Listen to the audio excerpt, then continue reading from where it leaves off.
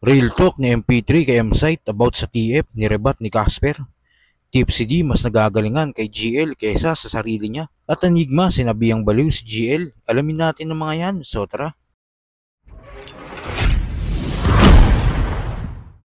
Sa labang M-Site vs MP3 nga, itong nagdaang buwelta balentong 12. Isa nga sa real talk na anggulo na binatawan ni MP3 kay M-Site ay yung about sa bakit wala daw TF yung mga Motos MCs. Nirebe nga ni Jonas at Casper ang nasabing laban. At dahil nga isa si Casper sa battle MC ni M-Site, kaya nagrebat siya dito. Ako ay always thankful dito sa hip-hop at palaging nagpasasalamat dahil sa FTI na singit. Yung ibang mga liga dyan, yung mga MC walang TF.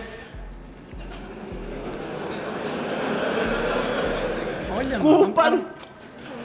Ang ba ano, yun?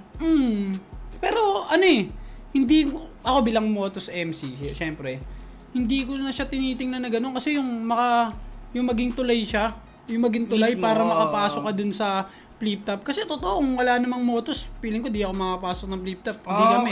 Okay. Hindi kami, kumbaga, kaya hindi ko din siya nakikita na deserve pa ba namin ng TF? Kumbaga, binigyan na nga kami ng tulay na parang gano'n. Tsaka nung mga panahon na yun, parang nagsisimula pa lang din. Okay, monetized ka na. Bali, parang ang sinasabi mo is, pare-pares kayo nag-i-start pa lang. Yung Motos nun, di pa naman naka-monetize. Oo, di ba? Kumbaga, sa YouTube. Tsaka hindi din ganun kalaki yung views na nakukuha namin. Kumbaga, parang purong puso pa lang siya. Di ba? Kumbaga, nagtutugma yung puso ni Site na magtakbo ng liga, tapos yung puso namin na mag-battle. Kanya-kanyang gasolina ang bigayan ngayon. Ganun siya. So, feeling ko nga, ewan ko, deserve ba namin ng TF ng ganun. Kasi, nung bumatel kami sa Motos, nakilala din kami, di ba? Kumbaga, okay na ang bayad yun Nagkaroon pa ng tulay papuntang flip top. Hindi na namin kailangan mag-try out. Kasi, andun na yung hanapan, di ba? Tsaka totoo, kami din naman dati. Di ba? Mas wala rin naman kami TF So, dadaan muna kayo sa risk talaga. Napukin naman dapat. Ayaw nga, di ba? Yun nga yung mga magpapaganda ng kwento Di ba? Isipin mo, nag-TF ka na noon. Tapos, di ba? Ano yung putang ina dati, wala akong TF. Nang ngayon, laki na ng TF ko. Papaganda rin ng kwento yun Kaya nung... At saka siya para siyang ganito ito hindi namin pinagtatanggol yung maganda yung angulo ni ni pasok yun. Maganda MP3. Ni MP3 pasok yun. Naman siya, buhay, tawag doon, open siya na angle kasi kalaban mo may liga di ba? Mismo. Para siyang ganito bibigyan ka ni MZ ng 5,000. Pero hindi mo rin sure kung ano pa yung mga plano sa inyo.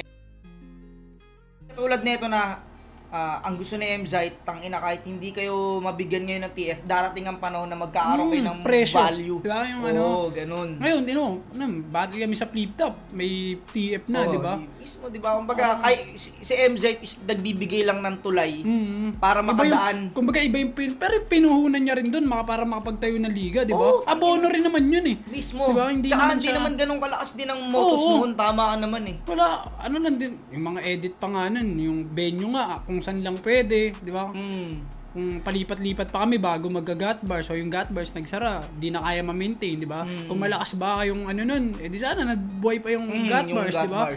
Hindi pa rin kami palipat-lipat. So, lang siya. Para sa amin lang naman yun. Pero yun, sa amin Battle MC, nauunawaan namin yung maganda yung sinabi ni MP3. Maganda siya. Dalawa yan dalawa yung ang advantage kasi niyan. Para sa mga ibang organizer, malaman nila yung halaga ng isang artist na kukunin nila. Goods yun. Ang disadvantage naman nito is para kay MZ talaga. Tsaka sa may mga liga na hindi nakakapagbigay ng talent fee. Pero, hindi naman habang buhay yun Si Zay, tangina, nag-aabot, nakaraan nga po, di ba? Netong mga event na ngayon, nagbibigay na siya na Pero sponsors na hindi niya kino-consider na TF yung pasimple niya nga lang. Alam din na MZ na, tangina, ito, TF to, hindi. Alam niya lang na, ito, pasensyaan nyo na. Ganun lang. Pero, goods pa rin siya kasi, hindi nga na kami nag-expect gawa ng ilang battle na rin kami na, kumbaga, wala naman talaga sa isip din namin yung ganun TF. Kumbaga, balik nyo na nga lang din kay MZ yun na, ito, balik na lang namin to, bilang pasasalamat kasi na nakatungtong kami. Mismo. Kaya nga pagbabattle ako kay Site talagang, ayun na lang yung sa pagbabattle sa Motos. Kumbaga, bawi ko na lang din kasi kung ako na, may gusto akong gawin, Kasi kung tutusin, pwede na rin akong hindi bumatel eh. Kasi nakatagos na eh. Pwede. Kumbaga, Si diba? MZ lang nakagawa ng ganun. Nagdinil Kasi tayo yun, kayo sa ibang ano na yun, wala kaming iisipin doon. Sagot nila na ano, kung sabihin natin sponsor siya, pero si MC pa rin yung lumalakad, di ba? Kaya pala laging gutom mga MC mo kasi wala silang hapunan. Meron naman. Hoy mo to si MC, payag kayo? Meron naman. Nagre-rem ba to? Casper, nagre-rem ba to? Meron naman. Jollibee na nga kami ngayon eh. Kala yun, KFC nga kayo nakaraan, di ba? Oo. Dalawang chicken na malaki yun, no?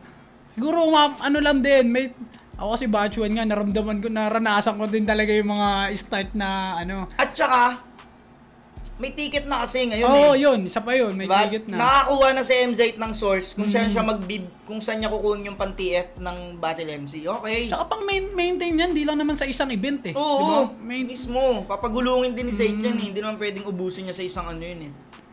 Galing ni MP3 dito. Putang ina kung paano niya sinisira yung image ni Zayd bilang organizer. Sa kabilang balita naman, isa nga si Tipsy D sa All Gods na active pa din sa pakikipag-battle hanggang ngayon. At kahit sa panahon ngayon, ay applicable pa din yung style na dala niya. Pero kahit gaano pa kagaling si Tipsy D sa pakikipag-battle, ay mas bumilib siya sa ginawa ni Sinagtala kesa sa ginawa niya noong alter ego niya bilang Prick Sanchez. Carlito or Ever Ready? Walang paliwanag, Carlito. Siya panalo doon, di ba? Carlito or Markong Bungo? Damn! Let's go, Marco! Markong Bungo! Markong Bungo or Ghostly? Markong Bungo, man. Markong Bungo or number 144? Number 1? Si Emma. Markong Bungo. Markong Bungo or Ice Water? J Black. Sorry, J Black. Markong Bungo. Markong Bungo or Sinagtala? Let's go, Sinagtala, po. Grabe, napanood kayo ng live eh. And last but not the least, hindi ko pwedeng kalimutang banggitin to at kasama ko ngayon to. Sinagtala or Freak Sanchez? Base sa performance nila, nung battle nila nung alter ego, pumunta ako kay Sinagtala. At sa huling balita, ibang challenge na naman nga ang gagawin ngayon ni GL sa Ahon dahil sa day 1 ay meron siyang Royal Rumble at sa day 2 ay main event naman siya. Kalaban niya si Poison 13. Ayon nga kay Enigma, baliw na daw si GL dahil siya daw ang nanghingi ng mga battle niya sa paparating na Ahon 16. 5 nga ang kalaban ngayon, GL. Yung baba ng poster, Royal Rumble agad. Andyan si Employee of the Year, GL, Kilan, 30, Bagsik, at Atoms. Ano pa bang masasabi ko tungkol kay GL? Si Raulo yan. Siya humihingi niyan. Kung hindi man Royal Rumble, humingi ng 2 laban ulit yan. Pero eto nga, 2 laban. Ngayon nga lang, nadagdagan pa siya ng kalaban, di ba? Imbis na 2 lang yung kalaban niya, ngayon 5 yung kakalabanin niya.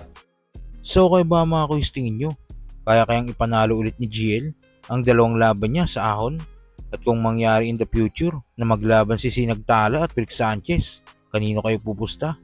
Kung ano man sa loobin mo, comment mo lang sa baba na mapag-usapan natin yan. So yun lang. God bless.